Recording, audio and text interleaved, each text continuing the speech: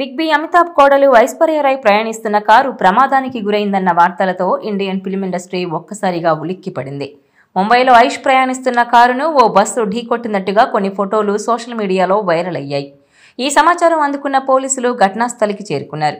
ఇదిలా ఉంటే ఐశ్వర్య రాయ్ కారుకు ప్రమాదం జరిగిందన్న విషయం తెలియగానే ఆమె అభిమానులు భయాందోళనకు గురయ్యారు. కారులో ఉన్న ఐశ్వర్య రాయ్కి ఏమైనా అయిందా అంటూ ఆరాలు తీశారు. కానీ ఆమె ఎక్కడా కనిపించలేదు. ఎవరూ ఊహించినంత పెద్ద ప్రమాదం కాదట. ఐశ్వర్య రాయ్ అసలు ఆ కారులోనే లేరని తెలిసి అంతా ఊపిరి పీల్చుకున్నారు. ఇక అసలు ఎర్ర బస్సు ఐష్ కారును బలంగా ఢీకొట్టలేదు. కేవలం వెనక భాగంలో కొంచెం తాకింది. దీంతో కారుపై గీతలు పడ్డాయి మినహా అక్కడి నుంచి వెళ్లేందుకు ఇబ్బంది పడేంత డ్యామేజీ అయితే జరగలేదు. ప్రమాదం జరిగిన సమయంలో ఆ కారులో ఐశ్వర్య రాయ్ పర్సనల్ సెక్యూరిటీ సిబ్బంది మాత్రం ఉన్నారు. అయితే జుహు తారా రోడ్లోని అమితాబ్ బంగ్లా సమీపంలో జరిగిన ఈ కారు యాక్సిడెంట్ ఘర్షణకు దారితీసింది.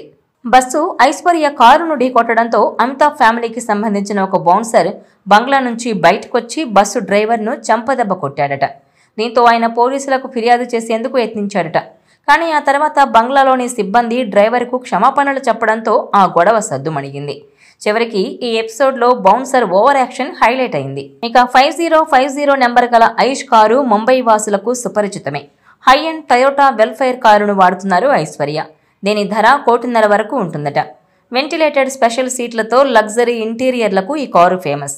ఐష్తో పాటు బాలీవుడ్లోని పలువురు ప్రముఖులు కూడా ఈ మోడల్ కారును వినియోగిస్తున్నారు. ఇక ఇప్పుడు ఆమె మళ్లీ నటిగా బిజీ అవుతున్నారని సమాచారం.